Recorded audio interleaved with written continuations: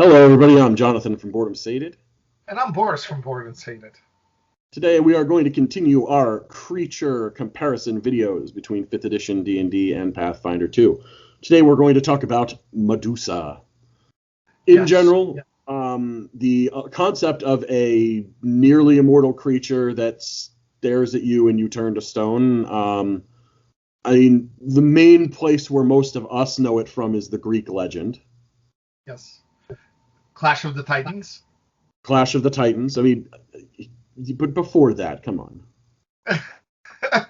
But yeah, from Clash of the Titans. Yeah. Medusa, the legend says that Medusa was so beautiful that she was cursed by one of the Greek goddesses to have snakes in her hair, so that anybody who looked at her beauty would then be turned to stone. Well, she proclaimed herself to be more beautiful than Athena, and Yeah. Athena cursed her.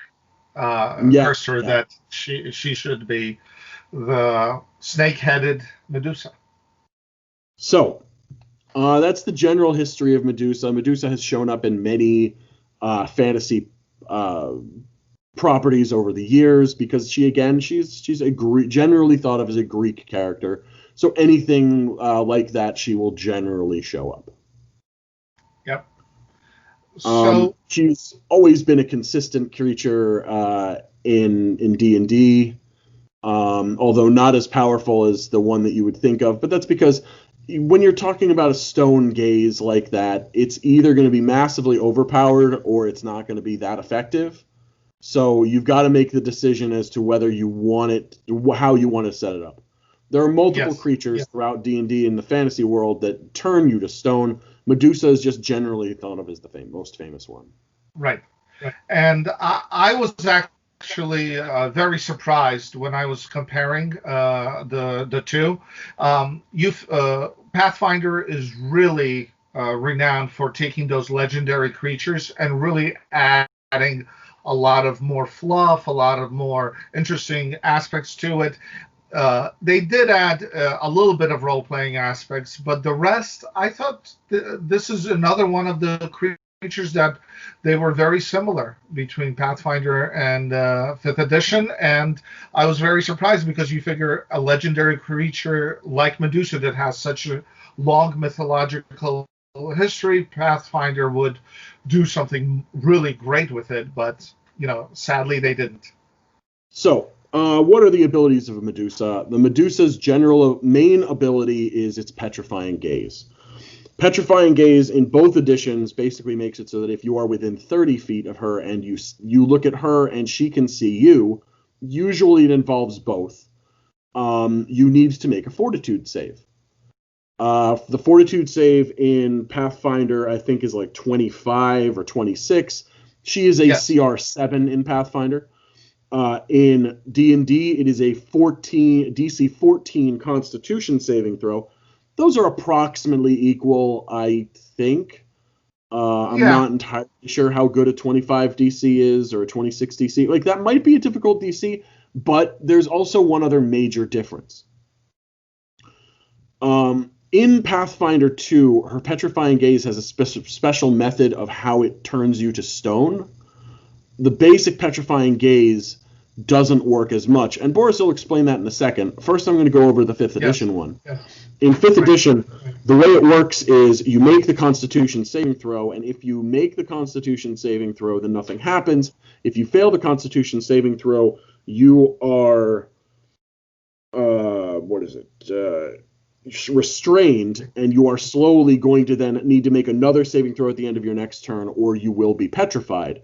If you fail the saving throw by 5 or more, then you become automatically petrified.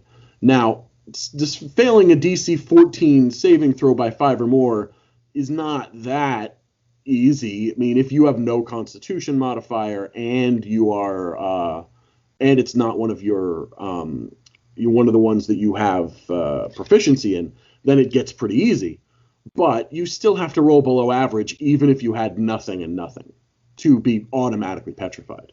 However, once you're petrified, obviously you're screwed unless you've got, stone, flesh to stone, or stone to flesh, or Depending on how they want to do it, it might be considered an enchantment.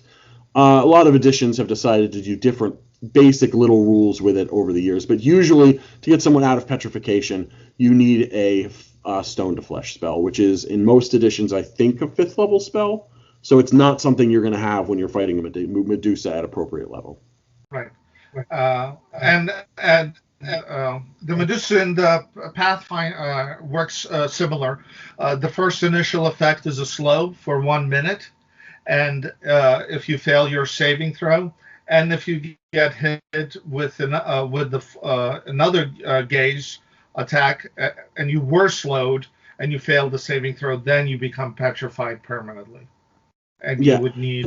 The main thing that needs to be mentioned about that is you can be petrified by the Pathfinder. You cannot be petrified by the Pathfinder version unless she actively takes the action to try to get you to be petrified. Right. The action for the petrification is her action, whereas the Medusa in 5th edition, you can be petrified without actually doing any work. Now, they do have rules in 5th edition for averting your eyes.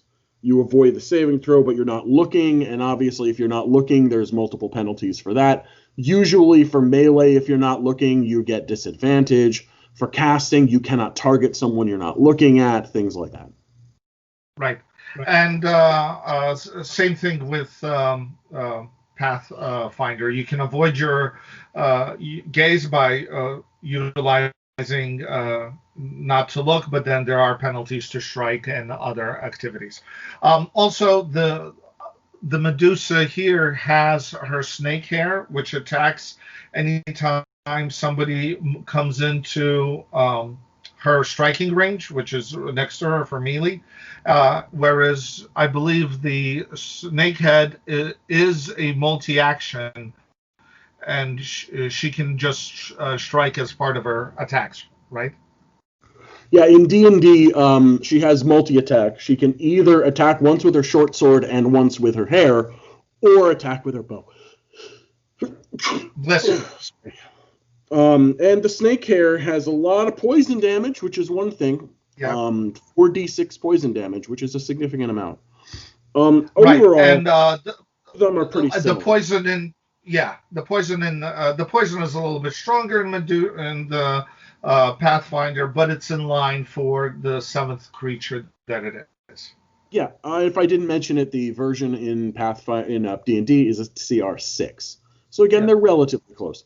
Now, one other thing that we should mention is the hit point difference. All creatures in Pathfinder 2 in general are going to have a little bit higher hit point total than the ones in D&D. So you can't make a comparison of doing the same amount of damage. If something hits for 20 in Pathfinder and hits for 15 in D&D at this kind of level, that's approximately correct. If something hits for 30 at level 10 and here hits for 20, you're in line. The higher you get, the bigger the difference gets. Pathfinder goes up a little bit faster than D&D does. The damage differences in D&D are, especially for monsters and with melee attacks, it really doesn't get that high. But I wasn't comparing the damage when I was looking at the venom. I was comparing that it not only does poison, it also enfeebles.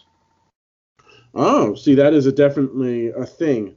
Whereas the poison damage here is just poison damage. They do not actually do any of the special effects. So that is one plus for the Pathfinder 2 version. Yes. Overall, we have to reasonably say that both of these monsters are pretty well on par. The hit points of the Medusa at levels for a CR6 is actually incredibly high in D&D. Yes, and it's in line for Pathfinder. So, I mean, again, Medusa is a special creature. It's not something you usually say, all right, I'm going to fight a bunch of Medusas. It's like, wait, what? Right. Medusa has a lair. Medusa is an immortal creature, all sorts of things like that. So it depends on really how you want to do it, what you want to do to make anything, make it make sense for your campaign. Right. And I'd be perfectly fine with fighting Medusa in either campaign. Yes, it's pretty much at my level. I mean, it's a little bit difficult because of the gaze, but I wouldn't feel like I needed to run away or, oh my God, this is going to be a tough fight. Yeah, and also one other thing, at least in D&D, is that if she sees her reflection on a polished surface within 30 feet in an area of bright light, she will curse herself. Yes. Which, of course, falls in line with the legend. Yes. And that, surprisingly, is not mentioned within the Pathfinder. That's actually something, the reason why I mention it, because I remember reading it in one edition but not the other. You'd think it would be the other way around. And you know what? That's going to sway my vote. I'm going to say because of that, I think that the 5th edition version is more in line. I will agree. That really, you are absolutely right. That really pushes it to that's more in line with the mythology, and really surprising that Pathfinders totally forgot about it. The one interesting role-playing aspect that they did introduce is they do sort of allow the Medusa to be within regular society in towns and cities by saying that Medusas have decided to infiltrate civilization by joining criminal organizations and are usually disguised as regular humans. Yeah, well, that also makes it sound like Medusa is a Medusas, not a Medusa. So there's anyway. Yeah. The point is that everything can't be perfectly in line. It makes mostly good sense. They're good creatures for their level. They are good mini bosses. But it's not like they're overwhelming because of the way their rules are. The saving throw for it in Pathfinder 2 is very high, but she has to actively hurt you to go for it after you. Whereas the version in Pathfinder 2, or in D&D, the saving throw is a little weak. Yes. Because anybody who's going to have a low saving throw, remember, it only affects you if you're within 30 feet. Yep.